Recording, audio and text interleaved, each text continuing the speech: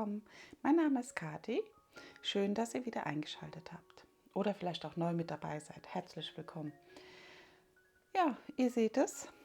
Ich habe ein paar Sachen hingelegt. Einmal für ein Kitting Up. Und ich wollte euch noch das Bildchen zeigen vom letzten Wip & Chat. Die zwei Pandas, die im Halbmond sich entspannen. Sieht sehr schön aus, ich finde, für runde Steinchen und das kleine Motiv, ein Teilbild, finde ich, ist das doch super. Gefällt mir sehr gut. Kommt jetzt bei meiner Tochter ins Zimmer. Das Bild hier ist unversiegelt, das werde ich auch so lassen, weil man hat nirgends hier die Klebefläche. Es klebt nicht. Deswegen bleibt das jetzt auch so. Ja, nur als kleine Info, dass ihr es gesehen habt. Ja, und dann hatte ich euch ja in dem Wip & Chat gefragt, welches Bild wir zusammen abkitten. Ihr wart genauso hin und her gerissen wie ich. Ich kann mich einfach nicht entscheiden zwischen dieser Nymphe Colorado und meinem Mädchen mit Hut beim Spaziergang. Das sind beides Künstlerbilder von Finira und ich werde beide abkitten. Ich möchte beide machen und deswegen werden beide jetzt in separaten Videos abgekittet. Es wird heute die Nymphe sein, wo wir abkitten. Sie hat ja runde Steinchen, ist 60 x 60. Das Bild hatte ich euch vorgestellt, das kann ich gerne oben verlinken. Dann könnt ihr euch das noch anschauen, weil wir da ein bisschen genauer geguckt haben, wo sind die Sondersteinchen und alles. Und ja, heute nur das Kitting Up. Und dann wird es da immer nach und nach ein Wip & Chat geben. Ihr seht es, ich habe mir hier irgendwie alles schon hingestellt. Einmal Schiffchen, Trocknertücher, Trichter, wobei den Trichter, glaube ich, brauche ich nicht. Das ist das Toolkit, was ja dabei war. Das lege ich mir rüber, das sortiere ich mir auseinander und lege es mir rüber. Einmal Kleber sozusagen auf der Rolle. Einmal die Legende von meinem Bild, es ist Papierlegende. Und die habe ich auch noch hier drin in den Steinchen. Ich mache mir davon immer eine Kopie.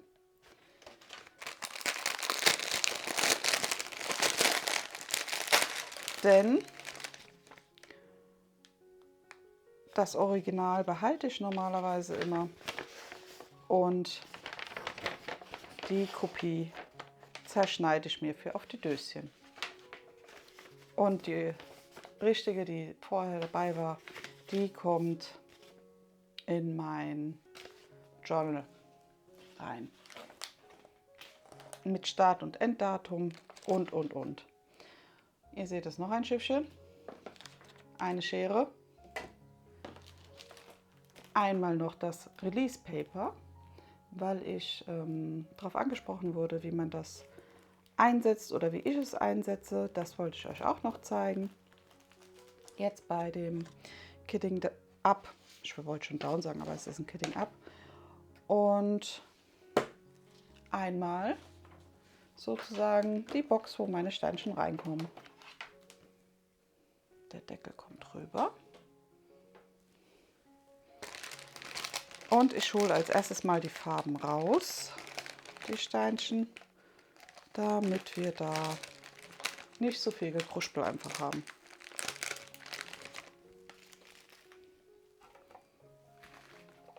Die kommen noch auf die Seite.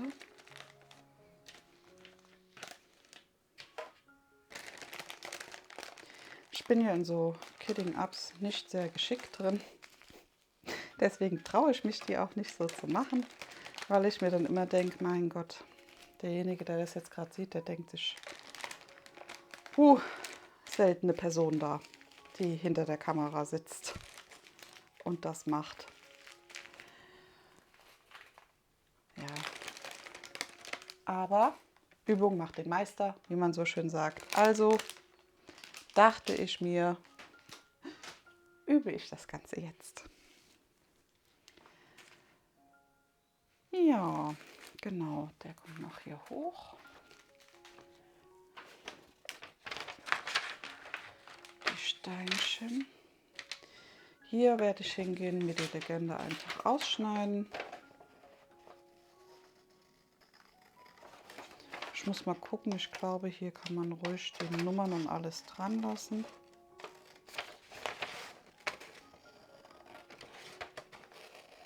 Mal schauen.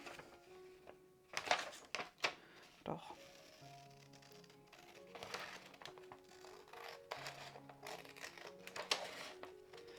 Ich denke, das passt so drauf. Und ich werde es mit diesem Tesa-Clou von hinten einfach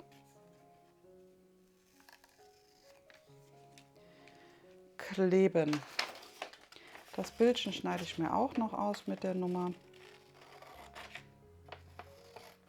weil dann klebe ich mir dieses in den Deckel.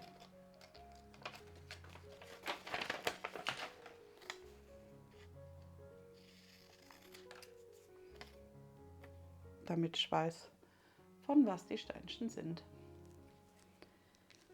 So.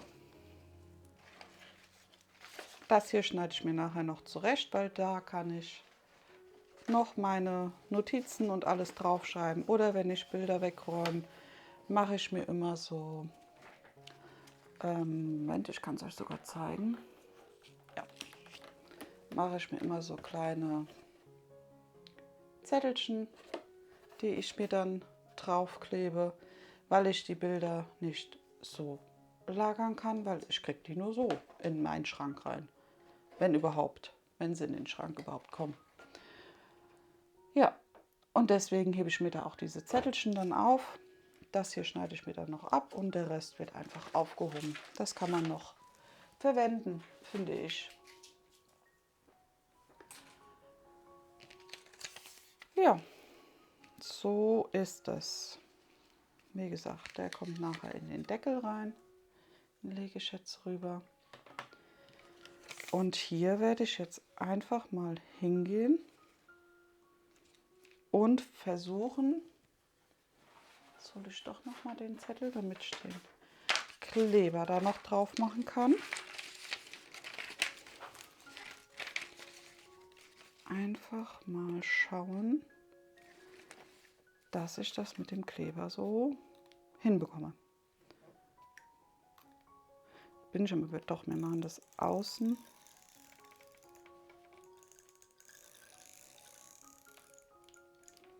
Ihr seht es, der Kleber, das habe ich jetzt auch noch nicht gewusst. Ich hatte mir den jetzt neu gekauft. Der ist so ein ganz klein bisschen, sieht man gar nicht so gut in der Kamera, ganz klein bisschen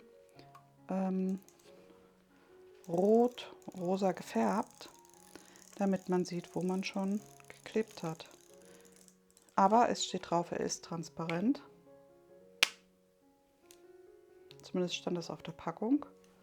Aber das finde ich ja jetzt nicht schlecht. So, jetzt habe ich hier links und rechts einmal den Kleber. Und dann dachte ich, kann ich mir das einfach so abschneiden nachher und hier auf die Sachen draufkleben. Das passt nämlich von der Größe her. Ich denke, das ist ganz gut. So, die Tütchen hebe ich mir auch auf, weil ich die Steinchen nachher wieder hier in die Tütchen reinmache.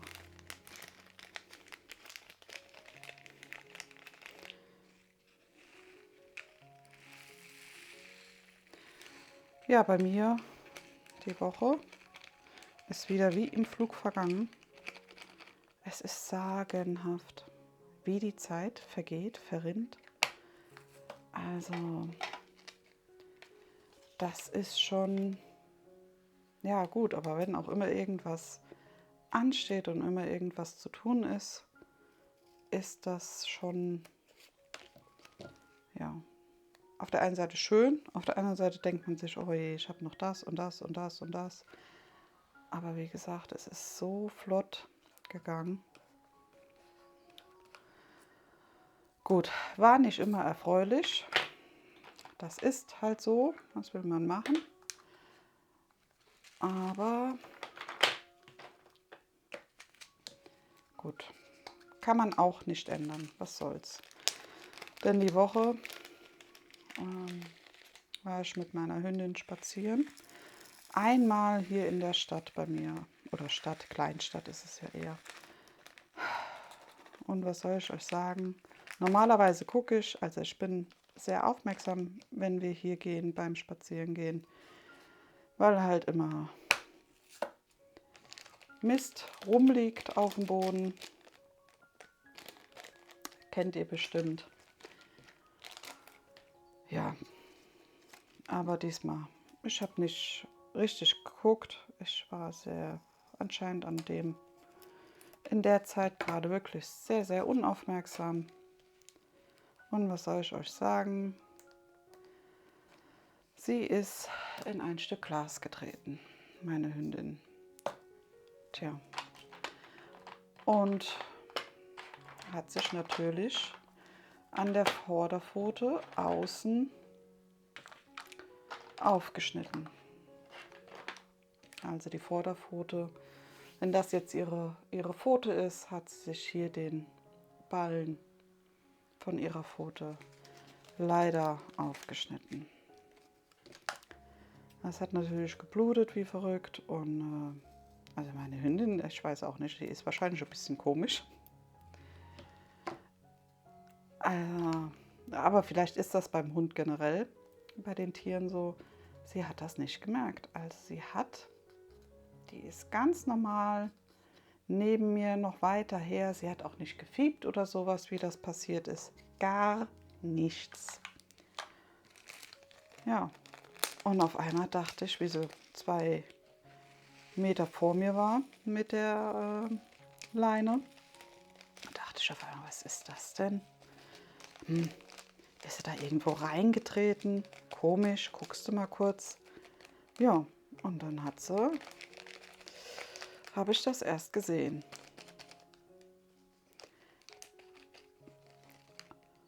Und dann ging es natürlich ab nach Hause. Was will man sonst machen? Das arme Tier. Ach, die hat nichts, keine Anstalten gemacht, dass ihr das wehtut oder sonst irgendwas, gar nichts. Ja, aber gut. Also wir dann ab nach Hause. Ich habe das alles mal sauber gemacht, weil vom Spazierengehen war nass geregnet draußen. Wir haben ja momentan so ein bisschen, ich würde ja sagen, Aprilwetter. Es ist ein bisschen unbeständig bei uns hier in der Gegend, weil wir haben mal Sonne, dann wieder Regen, dann wieder Sonne. Ja.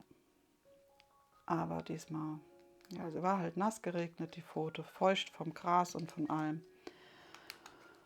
Und ja, da habe ich es sauber gemacht, habe geguckt, habe gesehen, es ist, zum Glück war das nicht tief oder ist es nicht tief, es ist ja immer noch, es ist nicht tief gewesen, aber halt lang geschnitten, ein langer Schnitt und ja, wir haben es sauber gemacht und dann habe ich halt Creme, noch nicht, also da noch nicht, wie es noch geblutet hat, haben wir noch keine Creme drauf gemacht. Ich habe es dann erstmal drauf gedrückt, damit sich das ein bisschen stockt sozusagen, damit die Blutung da aufhört. Und danach habe ich mit meinem Mann einen kleinen Verband drum gemacht. Ja. Beim Tierarzt habe ich angerufen, aber da also ich habe leider nur die Aussage bekommen, ja, ist halt der Fuß. Nähen kann man da nicht, wir können da so nichts machen. Müssen Sie halt gucken, dass das aufhört. Wenn es schlimmer wird, sich entzündet, dann können Sie vorbeikommen, dann können wir eine Spritze machen. Ja gut. Ich meine, ich hätte auch noch bei einer, wir haben hier 2 Tierkliniken noch in der Nähe. Sind zwar ein bisschen weiter weg, ein bisschen weiter zu fahren, aber wäre das nicht besser geworden, wären wir da halt hingefahren. Denn ja, mit so, weiß nicht, mit der Aussage, da war ich halt fand ich ein bisschen schade. Aber gut, es ging auch so, um Himmels Willen. Wir haben es dann so gemacht. Ich habe, wie gesagt, das sauber gemacht. Wir haben danach einen kleinen Verband drum gemacht, damit sie beim Laufen und allem sich das nicht immer wieder drückt sozusagen. Ich habe es halt mit Mullbinde und allem so ein bisschen gepolstert. Das hat ihr zwar nicht gepasst, also sie hat da sehr, ach, muss das jetzt sein? Mach es doch ab, ich will das nicht haben. Das hat man gemerkt. Sie kam auch jedes Mal und hat einen angestupst mit, mach's mir ab, komm schon, was ist das? Und die Foto dann hochgehalten zu einem, aber es ist drauf geblieben und ich muss sie auch schwer loben. Sie hat es drauf gelassen, sie hat das nicht abgemacht.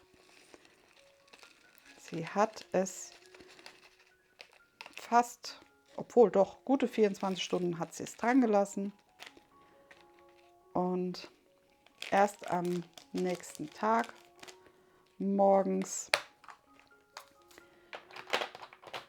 wie ich aus der Dusche kam, nach dem Spazierengehen, bevor ich auf die Arbeit bin morgens, hat sie es tatsächlich abgemacht.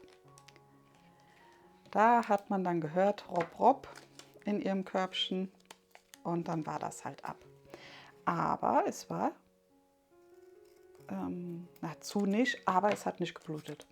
Also auch beim Laufen und allem, es hat nicht mehr geblutet, es hat auch nicht mehr angefangen zu bluten und es sieht jetzt Ende der Woche schon wirklich gut aus. Top. Sehr, sehr schön. Das ist klasse. Und so im Nachhinein hatte dann ja der Tierarzt recht. Ich meine, was soll er großartig machen? Nähen kann er es nicht, außer es ist wahrscheinlich zu tief, aber dann ja, kriegt der Hund wahrscheinlich auch eine Halskrause an oder sowas. Also ja, ich war froh, dass das bei uns dann doch so glimpflich ausgegangen ist. Das war super. Das ist gut gelaufen.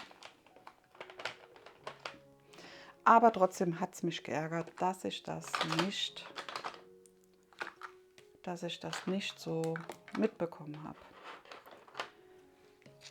Das ist schon, aber gut, ich meine, das passiert mal. Was will man machen? Kann man froh sein, dass nicht mehr passiert ist. Das ist schon gut gewesen so.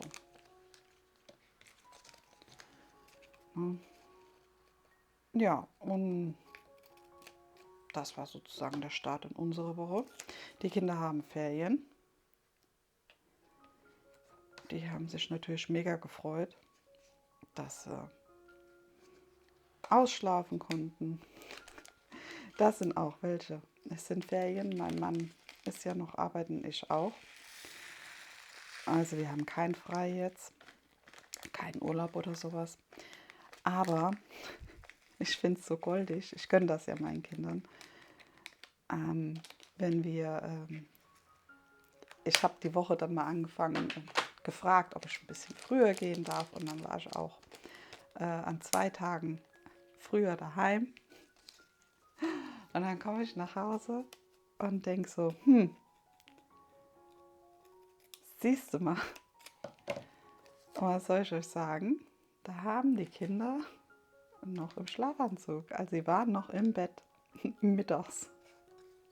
Und da denke ich mir, naja gut, komm, es sind doch Ferien.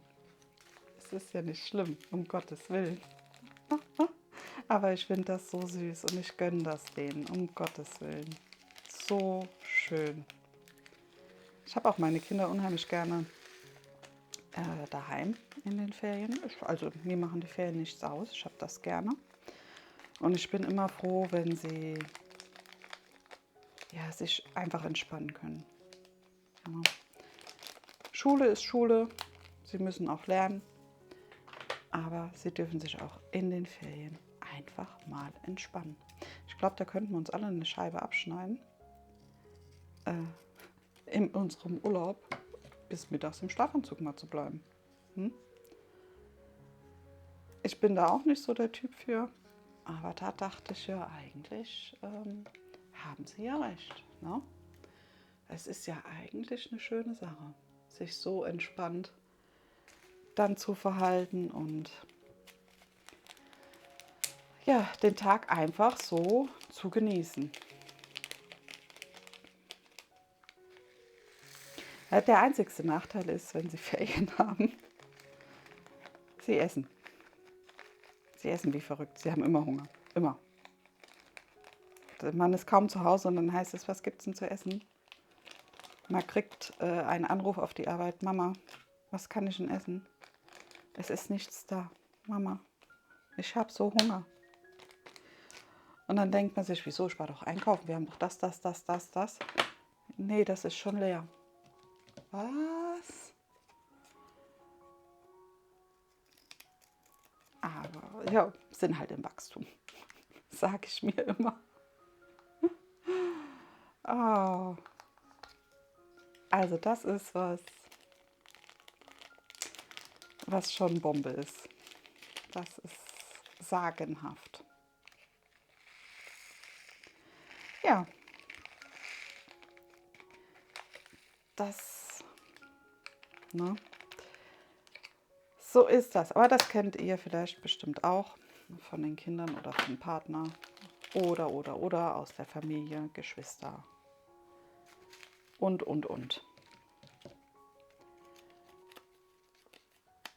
Das ist schon was, meine Güte. Essen können sie wie verrückt, wenn sie Ferien haben.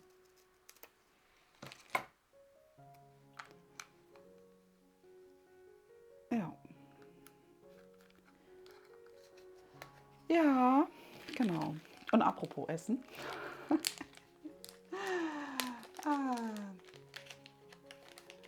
Ja, die Ostertage stehen jetzt auch vor der Tür. Ich muss mal schauen. Ich habe mit meiner Tochter, oder meine Tochter eher, hat so Karten gebastelt und hat die Familie eingeladen für Ostersonntag zum Grillen. Da hat sie bei mir, sagt sie so schön, Ei, ich dachte, Mama, du hast gesagt letzte Woche, du hast so Lust auf Gegrilltes. Und da hat sie sich gedacht, da lädt sie alle ein. Da habe ich gesagt, ja, ist in Ordnung, können wir gerne machen. Und da hat sie so Einladungskarten mit so Stempeln gemacht und noch so ein Ostergedichtchen reingeschrieben. Und die haben wir dann noch Anfang der Woche verschickt. Am Dienstag, Montag hat sie das gemacht und am Dienstag habe ich sie verschickt. Ich weiß, ein bisschen kurzfristig, aber ja, ist auch nicht schlimm, wenn dann jemand sagt, er kann nicht kommen, er hat andere Pläne, um Gottes Willen. Das ist auch nicht schlimm. Da geht die Welt von nicht unter. Die 14 haben wir jetzt. Ja, und deswegen werden wir am Sonntag grillen. Wir werden verschiedene Sachen auf den Grill werfen. Unter anderem einmal den Schwenkbraten, weil den meine Eltern so gern essen. Aber die grillen so nicht mehr für sich alleine. Deswegen werden wir die machen. Dann werden wir da ein paar Würstchen noch dazu machen. Und so gegrillte Paprika auf dem Feuer machen. Und mal schauen. Brot werde ich noch machen und Kartoffeln. Kartoffeln in, weiß nicht, das kennt ihr bestimmt, in Folie eingeschlagen und dann unten in die Glut rein. Ja. Und dann gibt es die noch dazu. Also ein gutes, einfaches Essen, für jeden was dabei. Pilze werde ich vielleicht noch machen, die mit so einem Frischkäse füllen und noch in die schlage ich nicht in Alu ein, sondern die mache ich auch immer so auf diese Edelstahlbleche, auf diese kleinen Edelstahlbleche mache ich die immer, wie die Paprika. Und die Füllung von den Pilzen, das dicke ich dann halt immer an mit einem Ei. Dass das nicht so rausläuft aus dem Pilz, nicht so flüssig wird, sondern eher stockt und in dem Pilz bleibt. Ja, ich denke mal, dann hat man was für jeden Geschmack. Vielleicht machen wir auch noch einen frischen Salat dazu, also einen grünen Salat, mal schauen. Und dann ist der Sonntag schon mal fertig. Und letzte Woche Sonntag, wofür ich auch wieder dankbar bin, hat ja jemand geschrieben, er macht so einen Auflauf, einen Nudelauflauf. Und da dachte ich, ja, Auflauf ist schon lecker. Und da bin ich hingegangen und habe, oh, jetzt habe ich 5 Gramm, ob das passt. Und habe für, ich glaube, das passt. Passt das? Mein Hund bellt, die Hündin. Da ist anscheinend jemand unten bei uns auf dem Hof. Aber gut. Sie sagt halt immer Bescheid, wenn jemand da ist. Das mag ich auch an ihr, muss ich wirklich gestehen. Sie meldet halt, wenn jemand auf unseren Grund kommt, einfach. Sie meldet das. Nicht bösartig oder sowas, aber sie sagt Bescheid, Achtung, da kommt jemand. Noch bevor derjenige an der Klingel ist. Ja. Kann aber sein, dass das jetzt nur, weiß ich nicht, dass das Wochenplättchen kommt oder so. Weil das ist eigentlich die Zeit, wo das ausgetragen wird. Jetzt habe ich mich schon wieder verguckt. Verflucht. Mal gucken, ob wir es nochmal abkriegen. Wahrscheinlich besser mit einer Pinzette. Flupp. Jetzt habe ich hier auf die Grammzahl geguckt. Aber das ist die 19, nicht die 18. So, und da wir ja in der Mitte keinen Kleber haben, könnte das, seht ihr, geht ab. Perfekt. Mal gucken, ob es hier noch mal klebt. Ja. Ich bin begeistert.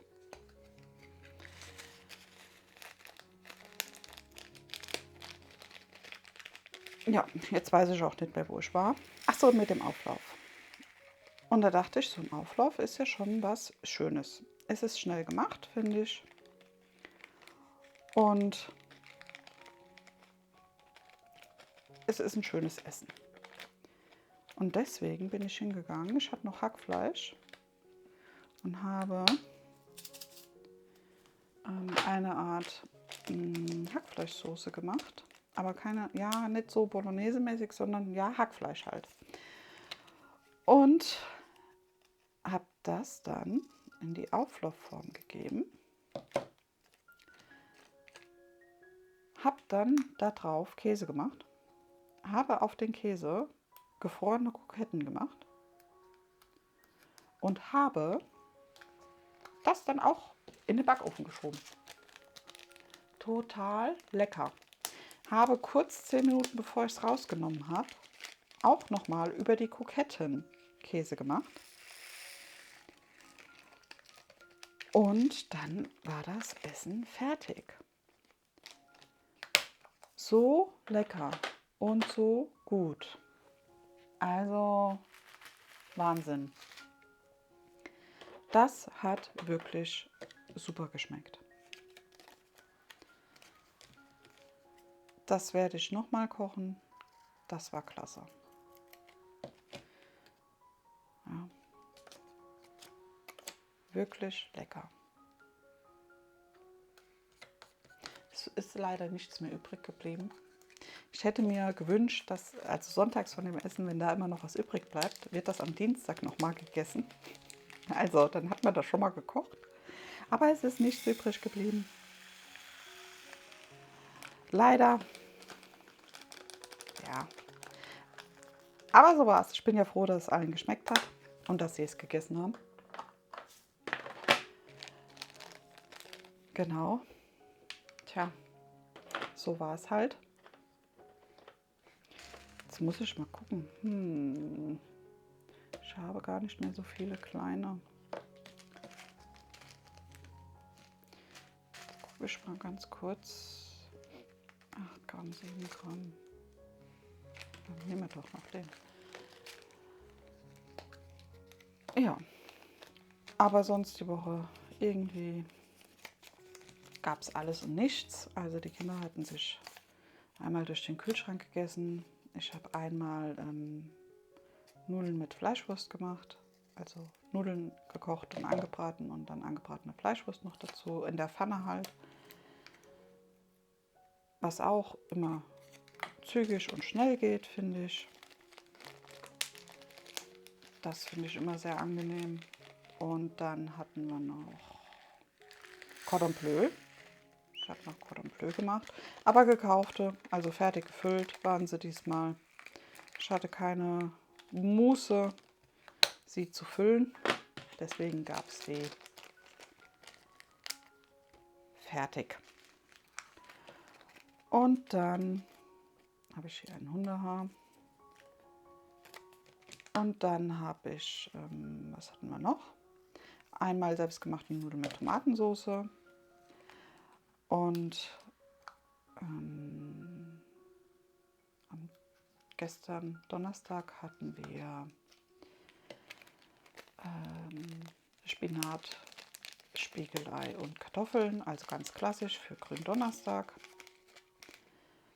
Heute werde ich Kabeljaufilet machen und für die Kinder Fischstäbchen mit Kartoffelpüree. Das essen sie gerne. Kartoffelpüree diesmal selbst gemacht, weil ich heute Zeit habe. Gibt es auch dann manchmal fertig, aber heute mal selbst gemacht. Und bei uns heißt das Stammbis. Ich weiß nicht, ob ihr das kennt, das Wort Stammbis. Gibt Fischstäbchen mit Stammbis.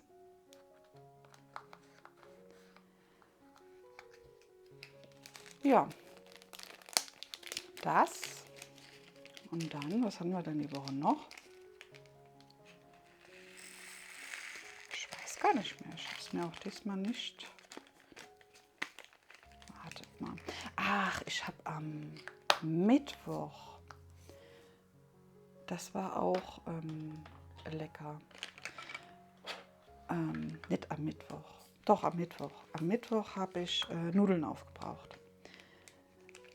Weil wir am Dienstag zu viel gekocht hatten, Nudeln. Und am Mittwoch haben wir von den Nudeln, da hatte ich Pilze, Zwiebeln, was war noch drin? Pilze, Zwiebeln, Mais.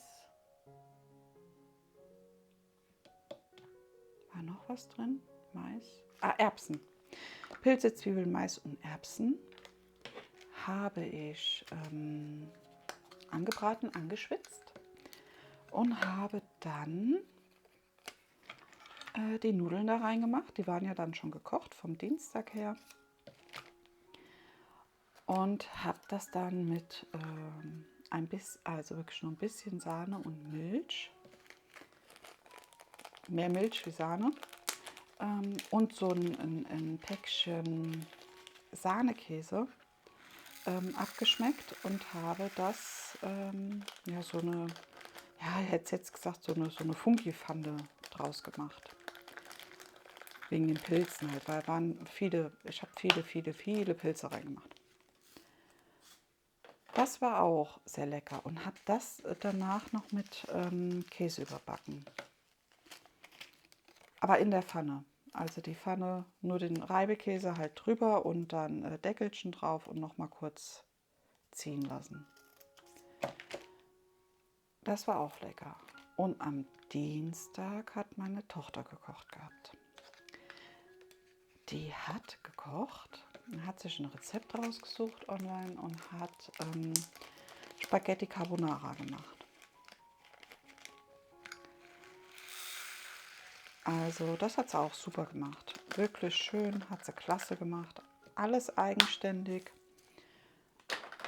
Ganz toll. Hat aber halt leider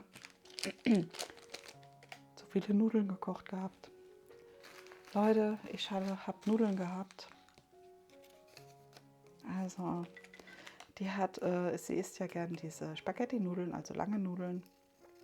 Und da hat sie 3 Päckchen gemacht. 3. Ja, und dann, ja, dann ist das halt so, ne? Ich meine, sie hat gekocht, alles gut. Total goldig. Und dann habe ich da halt, die Reste haben wir dann halt noch weiter gegessen. Die Nudeln. Ja, aber wirklich toll. Das fand ich ganz klasse, dass sie das gemacht hatte. Ja. Schön, hat mich sehr gefreut. Und dann darf man sich auch mal in der Menge verschätzen. Fertig. Ein Tag, wo ich nicht gekocht habe, der Dienstag. Ja, das fand ich schön. Da habe ich mich sehr drüber gefreut. Mhm. Genau, ja, das war sozusagen unsere Essenswoche. Jetzt sind wir mal gespannt auf Ostern, wie das wird. Wie gesagt, wir haben dann mal eingeladen. Mal schauen, wer alles kommt, wie sich das alles verhält. Und dann sehen wir weiter. So, jetzt bin ich überfordert. Ich habe falsch sortiert.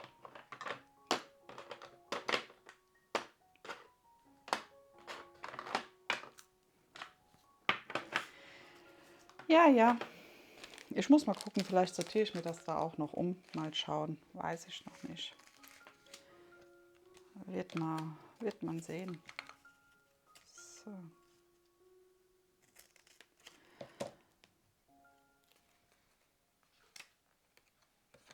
Genau. Aber das war so unsere Woche.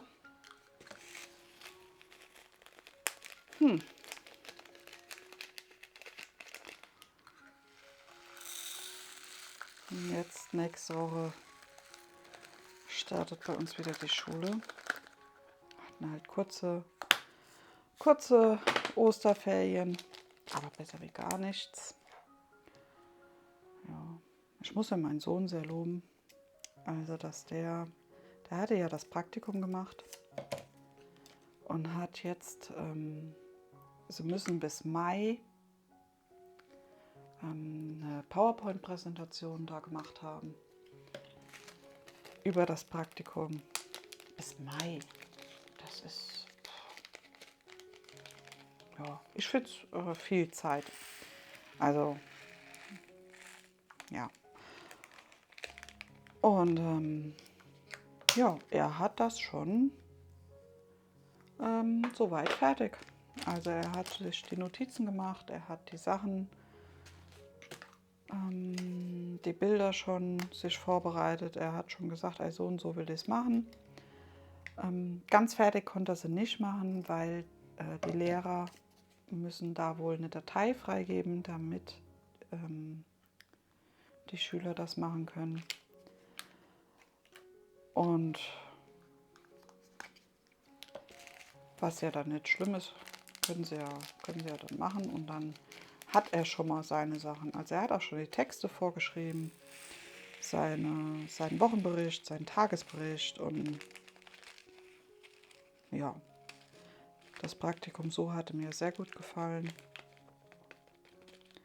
Bin ich auch froh drum. Und wenn das ein Beruf ist, der ihm Spaß macht, kann er das ja gerne in Angriff nehmen. Mal schauen. Ich meine, er ist ja noch jung. Es wird sich noch einiges tun. Es wird sich zeigen. Ja. Ich will da auch nicht Druck machen oder sowas, sondern der wird schon was finden, was er gern macht. Ich möchte halt, dass er eine Arbeit findet oder eine Ausbildung macht, die ihm Spaß macht und wo er nicht ja, aufsteht und sagt, oh, jetzt muss ich da schon wieder hin, sondern wirklich das, was ihm gefällt. Deswegen. Aber ich denke mal, das wird er auch machen, das wird er schaffen. Da brauche ich mir, glaube ich, keine Gedanken zu machen. Wenn er seinen Weg findet und geht, ist das super.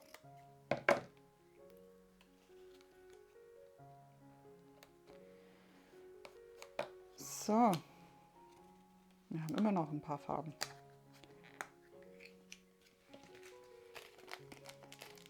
Aber ich finde, es läuft schon ganz gut. Also,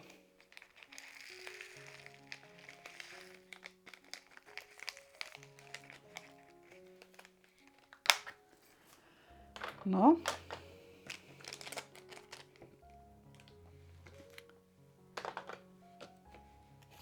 Ihr seht es ja selbst. Noch ein paar haben wir. 13. 13 Farben haben wir noch.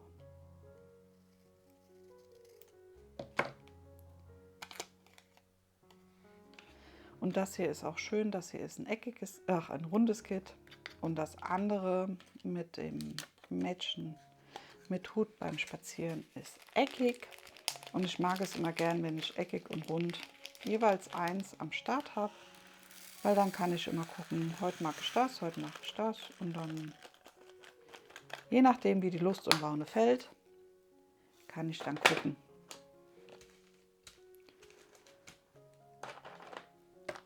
Was ich nehme zum Painten.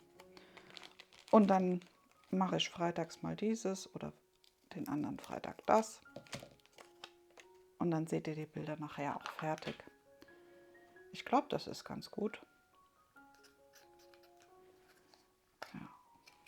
Mal schauen. Das Mystery-Bild, ich bin jetzt bei einem Mystery-Bild dran. Das zieht sich ein bisschen, obwohl das nur 40 x 40 ist. Aber ja, es zieht sich halt. Ich weiß nicht, woran das liegt. Aber irgendwie packt mich das Bild nicht so. Aber es ist auch bei mir immer so, wenn ich gegen Ende komme,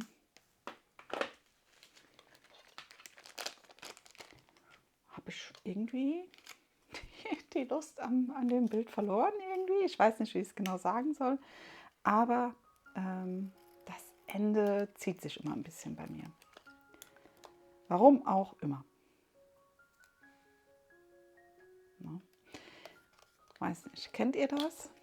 Ach, jetzt schon wieder nicht geguckt. Das ist ja kleiner. Dann kann ich ein kleineres nehmen, ein kleineres Döschen.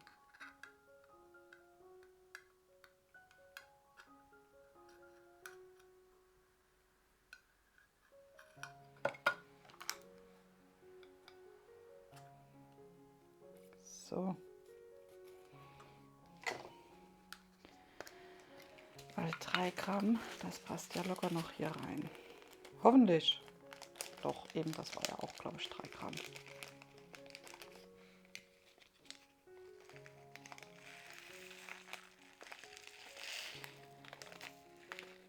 Ja, ich weiß nicht, kennt ihr das, dass sich das dann, oder manche Bilder ziehen sich halt, da hat man am Anfang ganz viel Lust drauf und dann, no? Ich wurde ja auch schon gefragt, wie viele Bilder ich jetzt so parallel painte und es sind 4 Stück. Ich habe wie gesagt, einmal das Oster-Mystery, dann das Mystery, die Alice und, das weiß ich nicht, wie es heißt, noch ein anderes Bildchen mit am Start. Und das kleinste ist, wie gesagt, 40 x 40 und das größte ist das von Finira, das Alice-Bild, was ich im VIP und Chat hatte. Und ja, da fehlt eigentlich auch, es fehlt nicht mehr viel. Es ist wirklich nicht mehr viel, aber trotzdem drücke ich mich darum, das fertigzustellen. Wie gesagt, ich weiß nicht, was das ist. Ist manchmal so bei mir. Kennt ihr das?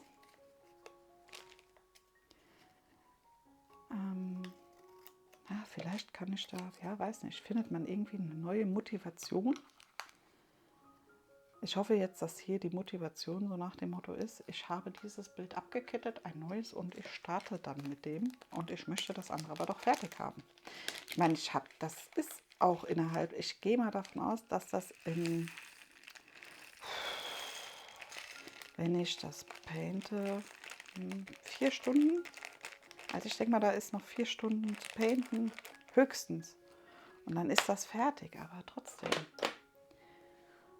Das ist irgendwie, ja, ein kleines Manko bei mir. Ganz einfach.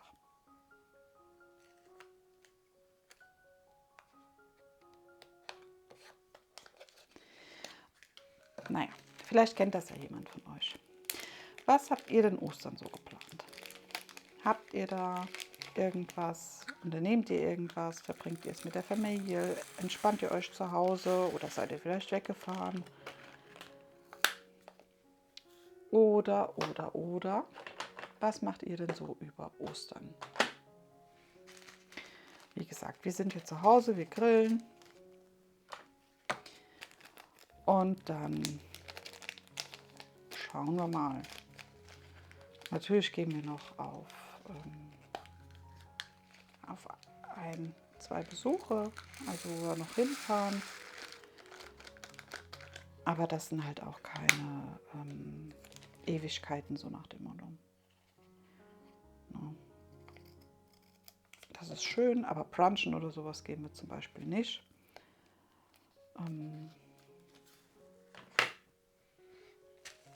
Das ist alles, jo, selten bei uns.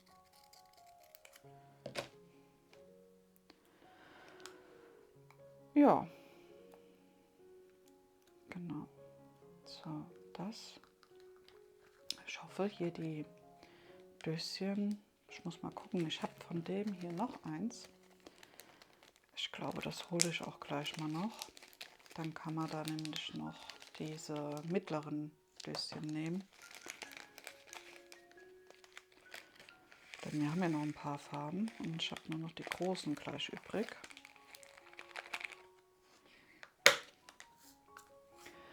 Deswegen fand ich das ist die 40, fand ich das ganz gut, wie ich das mir gekauft hatte. Da habe ich mir 2 Stück gekauft. Da war das ganz, ganz praktisch. Vielleicht fülle ich die 2 auch noch in 2 kleinere um. Mal schauen. Am besten hole ich es gleich mal. Ja, genau, hier habe ich noch die anderen. Da hole ich mir jetzt einfach ein paar raus und dann mache ich da die großen einfach dazu. So, ich denke mal, so könnte das doch reichen. Und dann gucken wir mal, dass wir die hier rüber tun. So, das stelle ich runter. Und dann könnten wir hier die gerade auch noch mal kurz einmal umschütten. Ja. Mal schauen. Ich hoffe ja bei dem Grillen, dass meine Schwester kommt. Denn sie muss arbeiten jetzt über die Ostern. Und ich finde, da dürfte sie sich ruhig mal bekochen lassen, begrillen lassen. Sagen wir so. Und deswegen hoffe ich einfach, dass sie kommt. Und ich ihr damit was Gutes tun kann. Ja. Ich finde, dass das schon mal dann sein darf. Dann hat sie vielleicht einen Tag, wo sie sich kurz ein bisschen entspannen kann.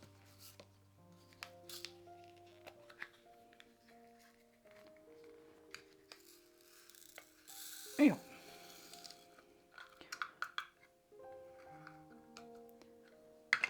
So. Na.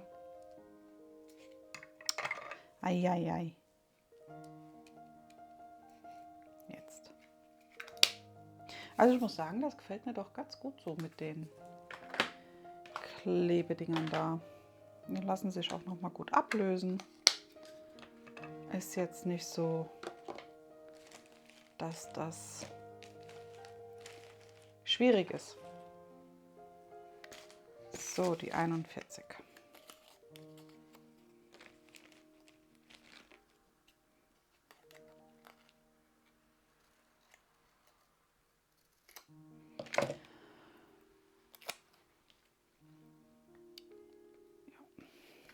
Die Steinchen sehen gut aus. Nein, das sind halt, ich weiß gar nicht, das sind Acrylsteinchen. Die haben den Punkt in der Mitte. Aber ich finde von der Firma die runden Acrylsteinchen, die sind schon top. Also da kann man, also ich kann da nicht meckern. Ich finde, die lassen sich gut legen. Die sind so super.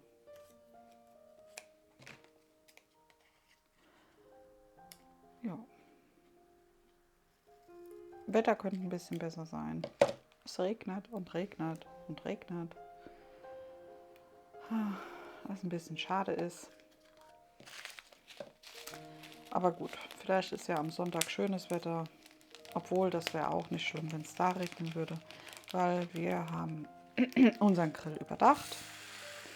Dann wird halt im Regen gegrillt.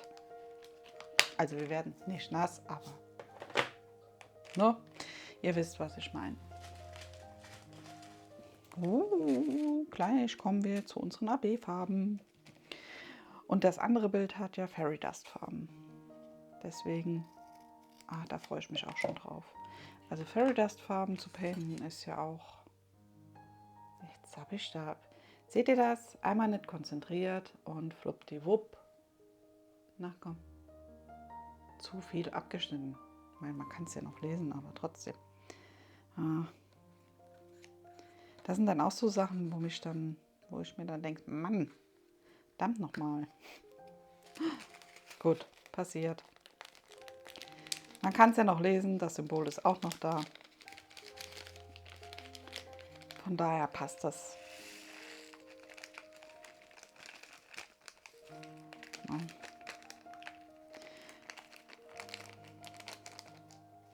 So, jetzt, nee, da noch einer. Haben wir alle? Haben wir alle. Schön, also das gefällt mir wirklich gut. Es ist nicht statisch, aber das ist wirklich angenehm.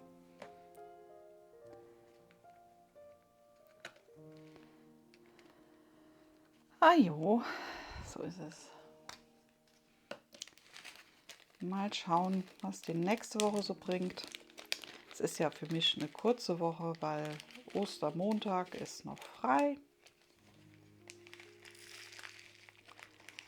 Und da können wir auch mal schauen, was gemacht wird. Mal gucken. lassen wir uns überraschen. Ich würde gerne einmal gemütlich frühstücken mit den Kindern. Auf alle Fälle.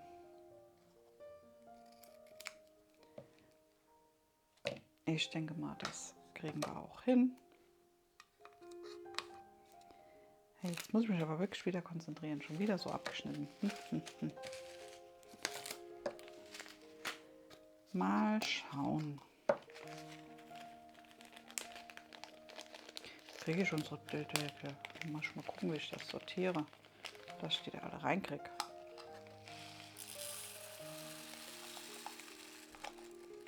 Dabei sind das nur 48, also nur 48 Farben. Aber trotzdem.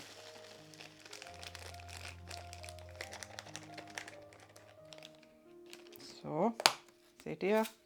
Und es ist noch Platz drin. Das liebe ich.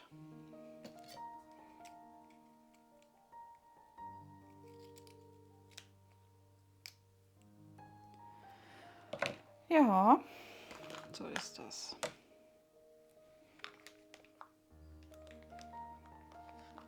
Ich bin mal gespannt, wie das Bild rauskommt in rund.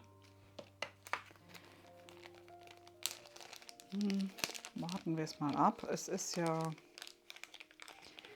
also Color Blocking ist hier zwar drin, aber nicht so viel. Mal schauen. Color Blocking ist ja, wenn ihr eine Stelle habt, wo ihr das Schiffchen nicht so oft wechseln müsst, sondern wirklich eine Farbe an einem Stück gut painten könnt. Und Konfetti habt ihr, wenn ihr das Schiffchen oder die Farben oft wechseln müsst. Also dann spricht man von Konfetti.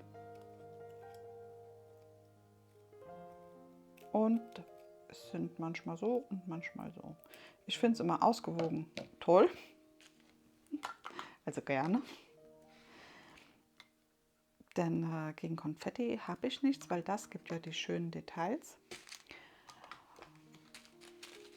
Und das darf auch gerne sein. Und da bin ich hier mal gespannt. Also wir haben zwar wirklich so kleine Stellen. Hier ist zum Beispiel eine Stelle, da ist das K zum Beispiel oder hier das Plus. Aber trotzdem sind da vereinzelt noch Stellen drin, wo man eine andere Farbe hat.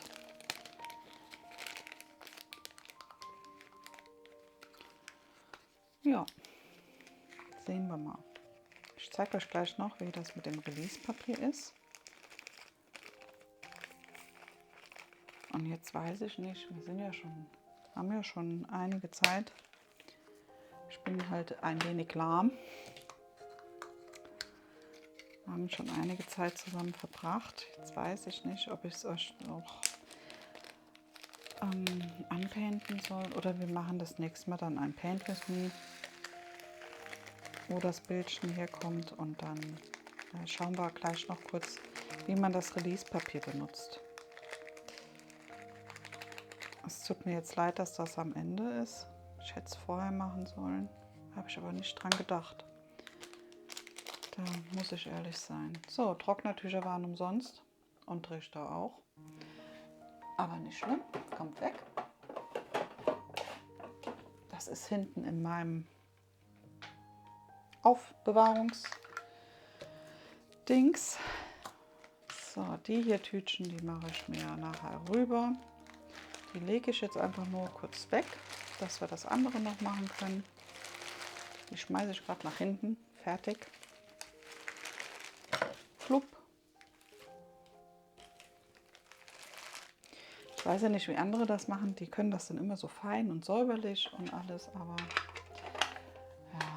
ja, ich bin da halt nicht so der Typ für. Es tut mir leid. Ja. So, sortieren tue ich mir die auch nachher noch. Der kommt noch hier mit rein. Also wenn man die sich richtig legt, ihr seht das, hier oben ist noch Platz. Ja, da kann man das alles sich noch ein bisschen umsortieren. Hier seht ihr mal die ganzen Farben. Ah, wie schön, oder? Toll.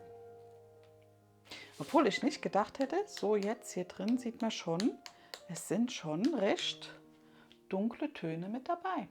Also Das hätte ich jetzt so von dem Bild hier, wenn man das jetzt so sieht, nicht angenommen. Aber gut, schauen wir mal. Ich zeige euch das Bild gerade nochmal. Wenn ich jetzt ein bisschen ordentlicher habe. Oh je. Flupp. So, das Bildchen hier kommt hier rein. Die Legende kommt rüber. Das Schiffchen kommt hoch. Und der kommt auch gerade rüber. So. Und da ist unsere Schönheit. Schön. Ich freue mich drauf. So, ich hole dich jetzt mal gerade ein bisschen runter. Denn dann schauen wir noch kurz nach dem Release-Papier. Ich habe ja hier auf dem Bild die geteilte Folie. Normalerweise habt ihr auf den Bildern Folie komplett drüber, also keine so geteilte. Bei größeren Bildern kommt es vor, je nach Firma, dass die so teilen. Ja, und diese Folie könnt ihr ja abziehen und ersetzen. Wenn ihr diese Folie abzieht, also ihr müsst halt darauf achten bei der Folie, dass die nicht mit der anderen Seite auf eure Klebefläche kommt. Denn manchmal kann es sein, dass die dann schwieriger abzulösen ist von eurer Klebefläche. Wenn ihr die Folie aber gar nicht haben wollt, weil die euch zu knisterig ist, so wie diese, ja, dann könnt ihr die sozusagen ersetzen. Entweder durch Backpapier, beschichtetes Backpapier, müsst ihr darauf achten, oder von Tini Schnickschnack das Coverpapier, oder ihr könnt euch so bedrucktes Release-Papier kaufen, was ich euch das letzte Mal gezeigt habe. Ja.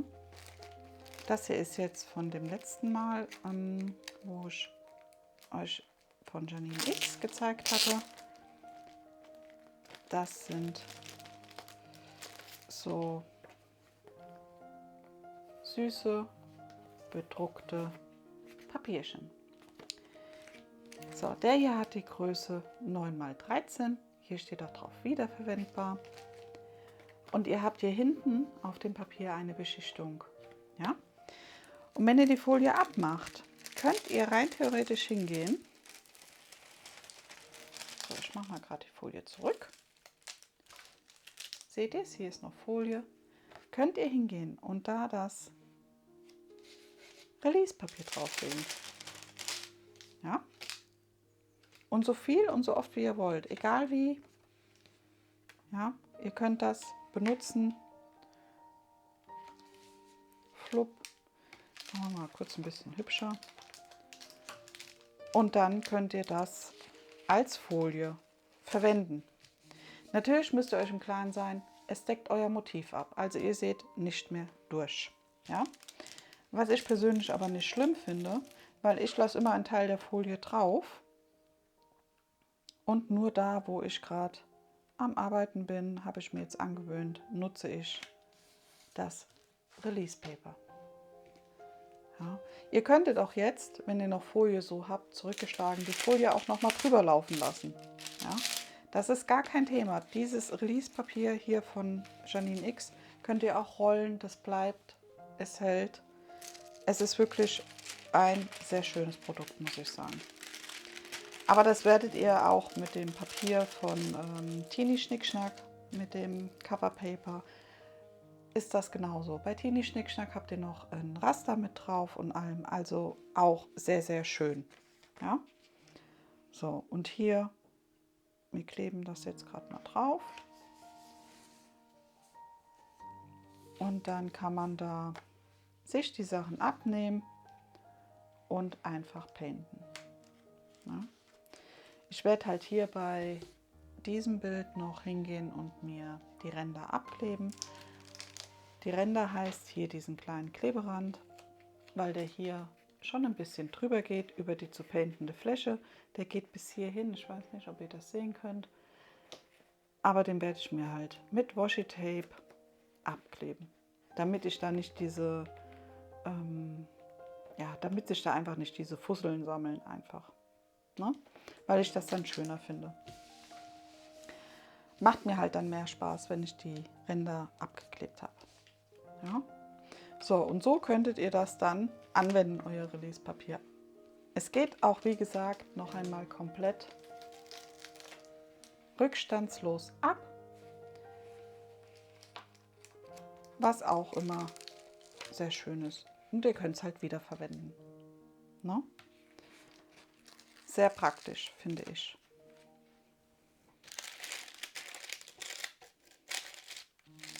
So.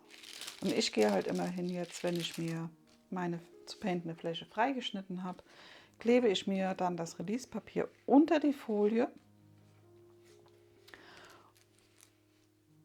und weiß dann genau, bis hierhin muss ich painten. Weil ich sehe manchmal diesen Übergang nicht zwischen Folie und Leinwand. Ich finde das ein bisschen schwierig. Vorher bin ich hingegangen, habe mir das mit Washi-Tape geklebt. Und seit ich das Release-Papier habe, nutze ich das dafür. Also da bin ich wirklich, finde ich schön, gefällt mir sehr gut. Und so habe ich dann auch immer nur so einen kleinen Teil abgedeckt von meiner Leinwand und nicht das komplette Motiv einfach. Ja. Genau. So ist das.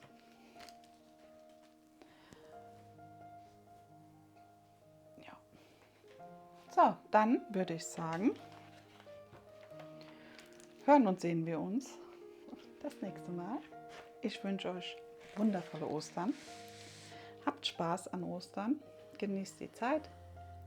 Feiert schön, wenn ihr feiert. Erholt euch gut, falls ihr im Urlaub seid. Macht einfach das, worauf ihr Lust habt, wenn ihr könnt. Und bleibt gesund. Wir hören und sehen uns das nächste Mal. Lasst gerne ein Däumchen da, wenn euch das gefallen hat. Macht's gut. Tschüss.